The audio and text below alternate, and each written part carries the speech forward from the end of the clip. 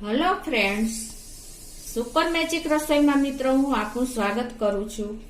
આજે હું દૂધીના સંભારાની રેસીપી લઈને આવી છું મિત્રો, એ પણ કાઠિયાવાડી મેથડથી। તો તમે એન્ડ સુધી આ રેસીપી જોજો અને તમને મારો વિડીયો ગમે તો લાઈક કરજો, શેર કરજો અને સબસ્ક્રાઇબ કરવાનું તો ભૂલતા જ નહીં। હવે આપણે દૂધીનો સંભારો બનાવવા માટે જો મેં એક દૂધી લીધી છે મિત્રો, તમને ખાસ નોટ કરજો કે તમારે સંભારો બનાવવો હોય ને ત્યારે તમારે કૂણી દૂધી ન હોય ને તો પણ ચાલે, જેમ ઓલી હશે ને વધારે ટાઈમની એનો સંભારો બહુ મસ્ત બને છે મિત્રો। તમે ચોક્કસ એક વખત રીતે આ કાઠિયાવાડી મેથડથી ટ્રાય કરજો।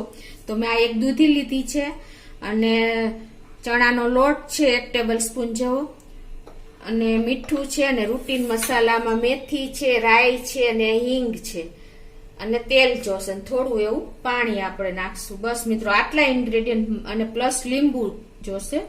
તો આટલા ઇન્ગ્રેડિયન્ટ આપણે સંભારો બનાવવા માટે લેશું। તો હવે આપણે બનાવવાનું ચાલુ કરીએ। બીજું મિત્રો કે આજે હું દૂધીના સંભારાની 2 રેસીપી બતાવવા જઈ રહી છું। 2 પણ અલગ અલગ રેસીપી સંભારાની થશે, તો તમને ખાસ તમે નોટ કરજો અને એન્ડ સુધી જોડાયેલા રહેજો મિત્રો। તો હવે જો હું આ દૂધી છે એને પીલ કરી લઉં છું, પેલા હાફ કરી લઉં છું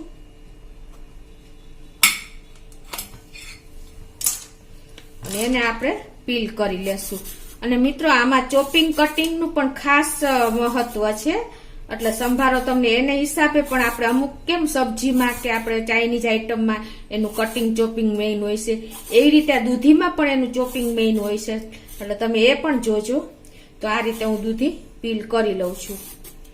આ રીતે પીલ કર્યા પછી તમારે શું કરવાનું છે, આ રીતે મીડિયમ સાઈઝના તમારે પીસ કરી લેવાના છે। તમે આ રીતે આખી જેટલી તમારે સંભારો બનાવવાનો હોય એટલા જ પીસ કરી લેવાના આ રીતે, અને પછી તમારે જો આ રીતે કટિંગ કરવાનું છે।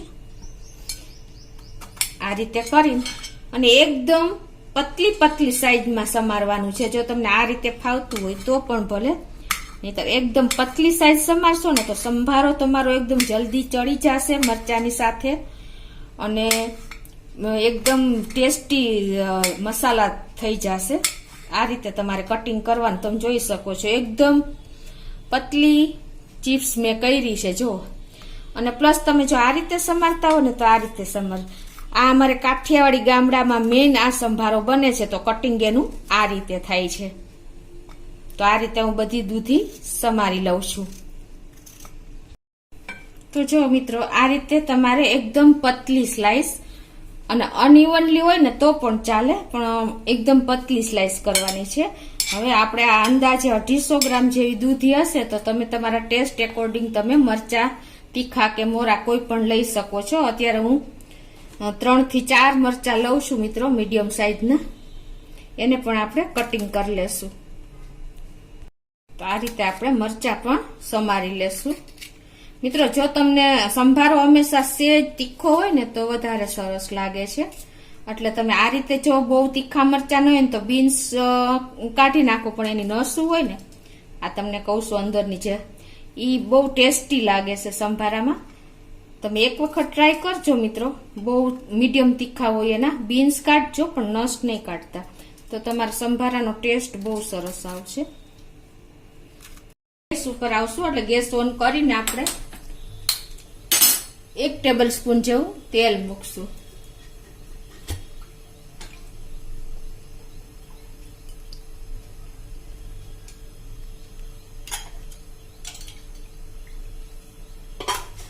તેલ ગરમ થાય એટલે આપણે આગળ પ્રોસીજર કરશું।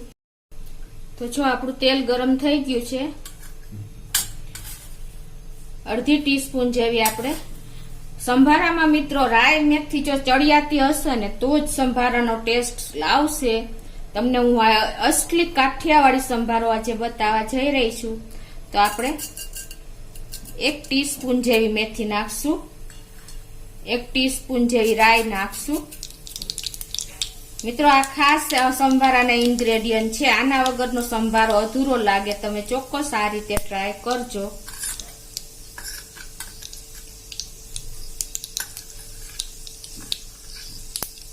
અને રાઈ મેથી ક્રકલ થાય એટલે આપણે હવે એમાં 1/2 ટીસ્પૂન હિંગ નાખશું મિત્રો. સંભારામાં હિંગ પણ ચડિયાતી હોય છે, તમે આ પણ ખાસ નોટ કરજો.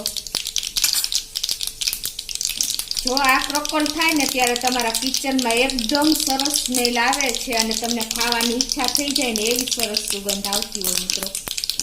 હવે એમાં આપણે 1/4 ટીસ્પૂન જેટલી જ હળદર નાખશું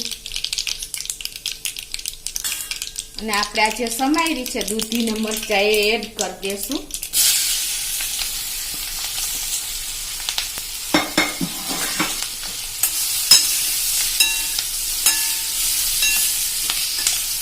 આપણા રાઈ મેથી દાણાનો અને હિંગનો દૂધીના પીસ ઉપર કોટિંગ થઈ જાય ને એટલો મસાલો આમાં હોય છે મિત્રો, તો જ સંભારો કહેવાય. સાદો સીધો સંભારો તમને ટેસ્ટી ન લાગે. હવે 1 મિનિટ આ રીતે તમારે સ્લો ફ્લેમ ઉપર આ રીતે ચલાવી લેવાનું છે, ગેસ ઉપર જ, એટલે આપણો વઘાર અંદર સરસ બેસી જાય. 1 મિનિટ પછી આપણે એમાં મિત્રો સંભારામાં સોલ્ટ પણ થોડુંક ચડિયાતું હોય છે, એટલે આપણે 1/2 ટીસ્પૂન જેવું સોલ્ટ નાખી દેશું. તો આપણી ક્વોન્ટિટી પ્રમાણે હું નાખું છું.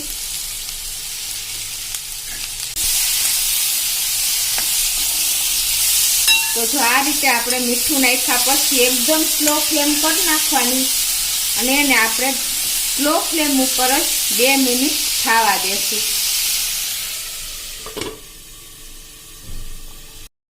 2 મિનિટ થઈ ગઈ છે સ્લો ફ્લેમ ઉપર અને આપણે સંભારો પણ ચેક કરી લઈએ.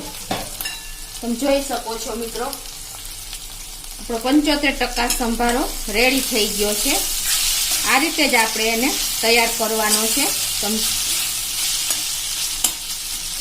છે ને મિત્રો, તમને દૂધીનું શાક છોકરાઓને નહીં ભાવે, પણ તમે એક વખત આ સંભારો એને આપશો ને એટલે એની સ્મેલ મોઢામાં ટેસ્ટ જ એક યુનિક આવશે તમને. હવે મિત્રો આપણે 1/2 ટેબલ સ્પૂન જેવું એટલે કે 2 ચમચી જેવું જ આપણે પાણી નાખશું. સંભારામાં પાણી જ નથી હોતું, આ સેજ અમથું આપણે ક્વોન્ટિટી પ્રમાણે 1 કે 2 ચમચી પાણી નાખવાનું અને હજી આપણે આને 2 મિનિટ થવા દેશું. તો મિત્રો જો 2 મિનિટ થઈ ગઈ, પાણીને આપણે નાખ્યું. તમે જોઈ શકો છો, જો આપણો સંભારો જો છે ને એકદમ લુકમાં ને કલર વાઇઝ. તો આપણો સંભારો પણ રેડી થઈ ગયો છે મિત્રો. આપણને દૂધીનું શાક નહીં ભાવે, પણ આ સંભારો તમે ખીચડી સાથે અને લંચમાં ડિનરમાં બધે ખાઈ શકો છો. તો હવે હું ગેસ બંધ કરી દઉં છું. તો હવે આપણે સર્વ કરી લઈએ.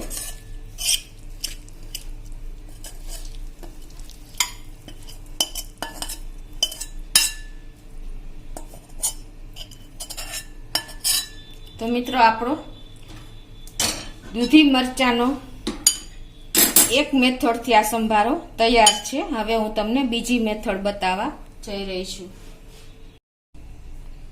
તો હવે આપણે બીજી રેસીપી સંભારાની બતાવવા જઈ રહી છું. એમાં જો મેં 100 ગ્રામ જેવી દૂધી લીધી છે અને 2 થી 3 મરચાં લીધા છે મિત્રો. તો એને પણ આપણે આ રીતે પીલ કરી લેશું.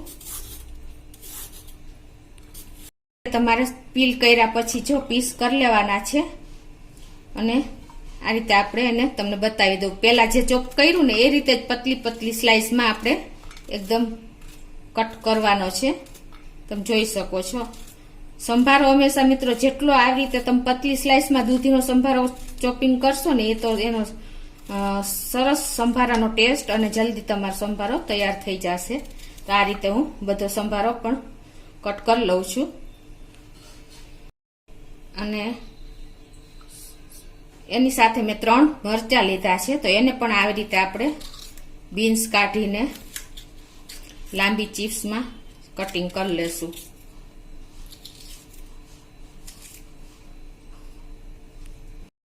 તો જો આપણું કટિંગ આ રીતે તૈયાર થઈ ગયું છે, એકદમ પતલી સ્લાઇસમાં મરચાં અને દૂધી બનેલું.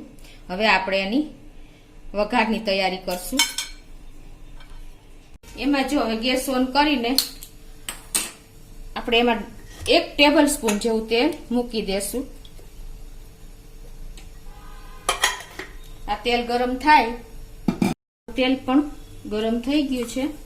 હવે એમાં આપણે અડધી ટીસ્પૂન જેવું જીરું નાખી દેશું, અડધી ટીસ્પૂન જેવી રાઈ નાખી દેશું અને પિંચ જેટલી જ આમાં આપણે મેથી નાખશું.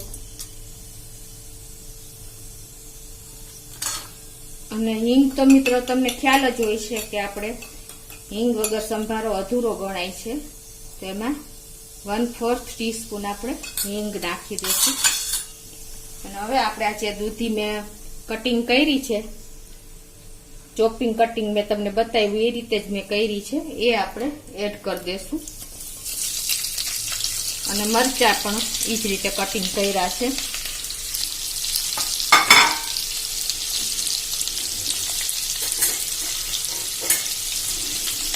હવે આ બધું આપણે મિક્સ કરી લેશું.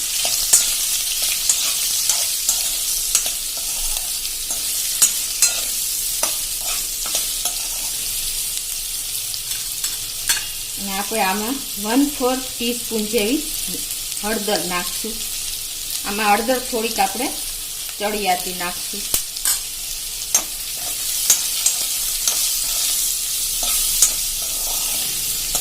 આ રીતે આપણે 1 મિનિટ તેલમાં જ સ્લો ફ્લેમ ઉપર આપણે આ રીતે હલાવીને એને કૂક કરી લેશું.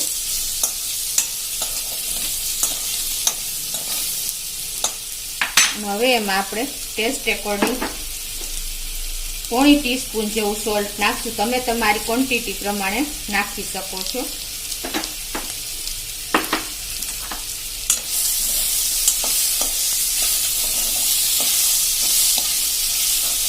હવે આને ઢાંકીને આપણે 2 મિનિટ થવા દેશું સ્લો ફ્લેમ ઉપર.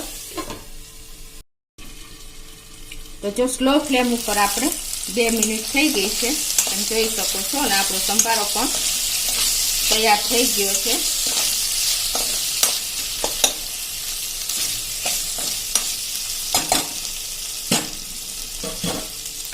હવે મિત્રો આપણે આમાં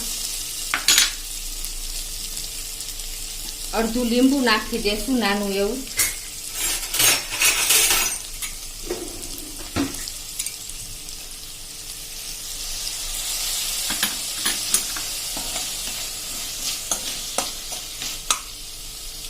અને ગેસની ફ્લેમ સ્લો જ રાખશું. અને એમાં આપણે અડધો ટેબલ સ્પૂન જેવું જ આપણે એટલે કે 2 ચમચી જેવો આપણે લોટ નાખી દેશું ચણાનો.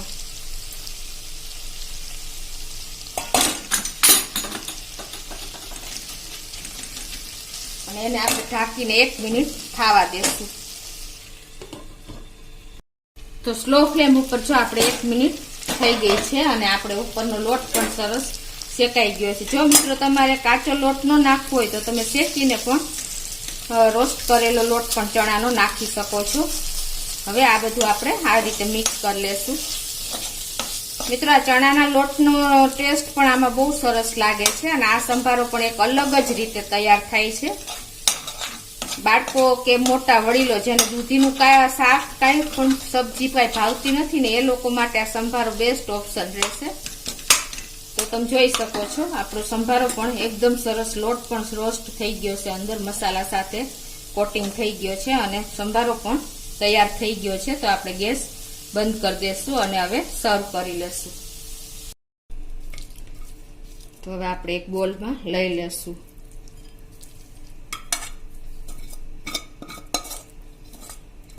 આ સંભારો પણ તમને રોટલી, રોટલા, ખીચડી સાથે બહુ સરસ લાગે છે. શાકના એક ઓપ્શન તરીકે જ ચાલે છે મિત્રો.